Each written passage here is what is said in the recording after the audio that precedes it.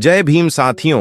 बाबा साहेब अंबेडकर की पहचान को हमेशा से काफी अलग तरह से दिखाने का प्रयास किया गया। उनके चरित्र को गुस्सैल दिखाने का प्रयास किया गया, जो वास्तव में था ही नहीं। बाबा साहेब एक सौम्य और खुशनुमा मिजाज के व्यक्ति थे। पढ़ाई लिखाई और सामाजिक क्षेत्र में पारंगत होने के साथ साथ फिल्मी दुनिया और रंगमंच के लोगों से भी उनके संबंध मधुर रहे। लेकिन एक दफा ऐसा हुआ था कि उस दौर के महानायक दिलीप कुमार के साथ उनकी पहली ही मुलाकात कड़वाहट में बदल गई थी। आखिर क्या था पूरा मामला? बाबा साहेब ने ऐसा क्या कहा था कि दिलीप कुमार मीटिंग को बीच में ही छोड़कर निकल गए थे? आज की वीडियो इसी मसले पर। आगे बढ़ेंगे उससे पहले अगर आपने अभी तक हमारे चैनल अंबेडकर साहेब जी को सब्सक्राइब नहीं किया तो जल्दी कर लीजिए और वीडियो को पूरा देखिएगा। फिल्म इंडस्ट्री में दिलीप कुमार के योगदान को भुलाया नहीं जा सकता। उन्होंने बॉलीवुड को एक नई पहचान दिलाने का काम किया। आप उनके रुतबे का अंदाजा इसी बात से लगा सकते हैं कि वह पंडित जवाहरलाल नेहरू के बहुत अच्छे दोस्त थे। दिलीप कुमार और पंडित नेहरू इतने करीबी थे कि जब भी नेहरू को कला के क्षेत्र से जुड़े किसी मामले या किसी सामाजिक मुद्दे पर सलाह लेनी होती तो वह सीधा दिलीप कुमार के पास चले जाते और उनसे बातचीत करते। हालांकि कि दिलीप कुमार का यह अंदाज डॉक्टर अंबेडकर के आगे नहीं चल पाया। दरअसल एक बार दिलीप कुमार की मुलाकात बाबा साहेब अंबेडकर से हुई और इनकी पहली मुलाकात ही कड़वाहट में बदल गई थी। अपनी दमदार शख्सियत से सबको दीवाना बनाने वाले दिलीप कुमार बाबा साहेब को अपना मुरीद नहीं बना पाए थे। अपने विचारों से सबको प्रभावित करने वाले दिलीप कुमार बाबा साहेब को अपनी बातों से प्रभावित करने में नाकाम रहे। एक बार दिलीप कुमार किसी काम से औरंगाबाद के रेलवे होटल में रुके हुए थे, जिसे बाद में होटल अशोका के नाम से जाना गया। वहीं डॉक्टर भीमराव अंबेडकर भी अपने बहनोई कालू कबीर के साथ इसी होटल में ठहरे हुए थे। दरअसल बाबा साहेब औरंगाबाद में अपने मिलिंद कॉलेज के लिए फंड इकट्ठा करने के लिए उस होटल में ठहरे हुए थे। जब दिलीप कुमार को पता चला कि संविधान निर्माता भी इसी होटल में ठहरे हैं तो उन्होंने डॉक्टर अंबेडकर के बहनोई से बाबा साहेब से मिलने की इच्छा जताई।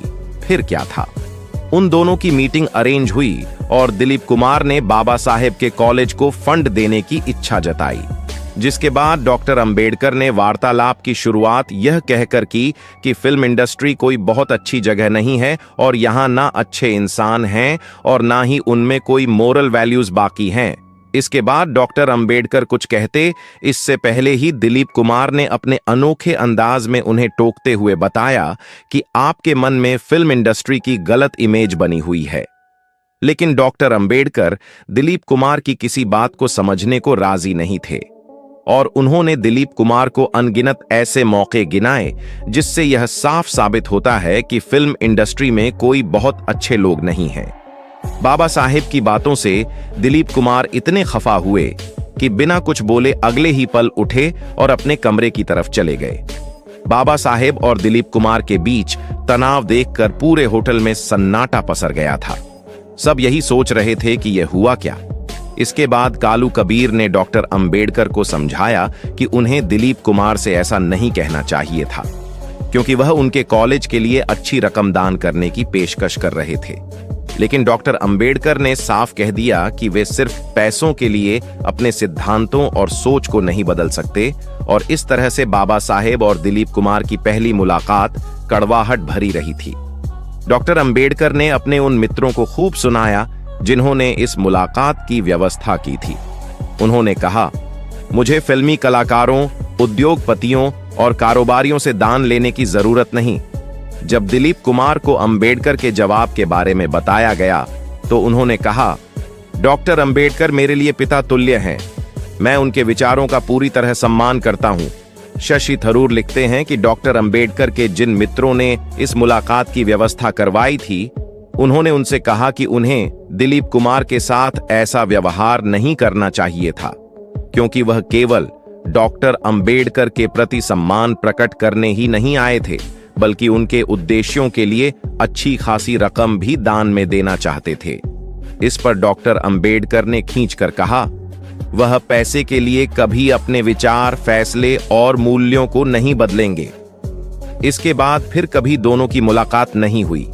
Doctor B R. अम्बेडकर, जिन्हें भारतीय संविधान के मुख्य निर्माता के रूप में जाना जाता है, के जीवन के कई ऐसे पहलू थे जिनके बारे में कम लोग जानते हैं, लेकिन वे उल्लेखनीय हैं। बहुत कम लोग जानते हैं कि वे 1917 में कोलंबिया विश्वविद्यालय से अर्थशास्त्र में डॉक्टरेट की उपाधि प्राप्त करने वाले पहले भारतीय थे। एक समाज सुधारक होने के अलावा वे एक प्रतिभाशाली विद्वान थे जो संस्कृत सहित कई भाषाओं में पारंगत थे, जिसे उन्होंने दलित होने के बावजूद पढ़ा था। वे एक प्रशिक्षित सैन्य रणनीतिकार भी थे और उन्होंने भारतीय सेना में एक अलग दलित रेजिमेंट के गठन का प्रस्ताव रखा था। डॉक्टर अंबेडकर लैंगिक समानता के शुरुआती पैरोकारों में से एक थे और उन्होंने हिंदू कोड बिल में महिलाओं के अधिकारों के लिए मजबूत प्रावधान शामिल किए थे।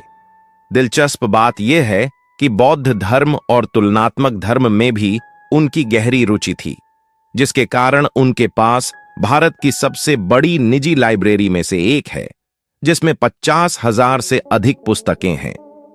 Doctor B R. अम्बेडकर के बारे में एक और कम झात तथ्य यह है कि वे एक कुशल अर्थशास्त्री थे और उन्होंने स्वतंत्रता से पहले भी भारत की वित्तीय नीतियों को आकार देने में महत्वपूर्ण भूमिका निभाई थी।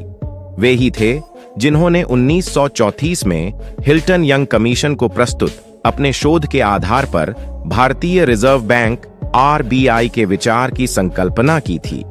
डॉक्टर अंबेडकर एक शुरुआती पर्यावरण विचारक भी थे। उन्होंने ग्रामीण विकास के लिए जल प्रबंधन और बांध निर्माण के महत्व पर जोर दिया और दामोदर घाटी परियोजना के लिए विस्तृत योजनाएं तैयार कीं। अपने पूरे जीवन में जातिगत भेदभाव का सामना करने के बावजूद उन्होंने कभी भी समावेशी भारत के लिए अपनी दृष्टि पर कड़वाहट को हावी नहीं होने दिया। उन्होंने जाति पर गांधी के विचारों को आंख मूंद कर स्वीकार करने से भी इनकार कर दिया। इसके बजाय जाति के उन्मूलन के लिए अपना खुद का शक्तिशाली आंदोलन बनाने का विकल्प चुना। उल्लेखनीय रूप से उन्होंने 1956 में हिंदू धर्म त्याग दिया और 5 लाख से अधिक अनुयायियों के साथ बौद्ध धर्म अपना लिया, जिससे यह इतिहास में सबसे बड़े सामूहिक धार्मिक रूपांतरणों में से एक बन गया। आज की वीडियो में बस इतना ही। यदि आपको हमारे द्वारा बनाया गया यह वीडियो पसंद आया हो, बाबा साहेब पर बनाया गया हमारा ये वीडियो कैसा लगा, आप हमें कमेंट करके जरूर बताएं। दोस्तों, आज की वीडियो में बस इतना ही। इस चैनल पर मैं सिर्फ बाबा साहेब के जीवन से जुड़ी छोटी बड़ी सभी जानकारी लेकर आता रहता हूं। यदि आप बाबा साहब को पसंद करते हो और इनके बारे में और अधिक जानना चाहते हो, वीडियो को पूरा देखने के लिए धन्यवाद। उम्मीद करता हूं आपके विचार भी बाबा साहब की तरह अच्छे होंगे।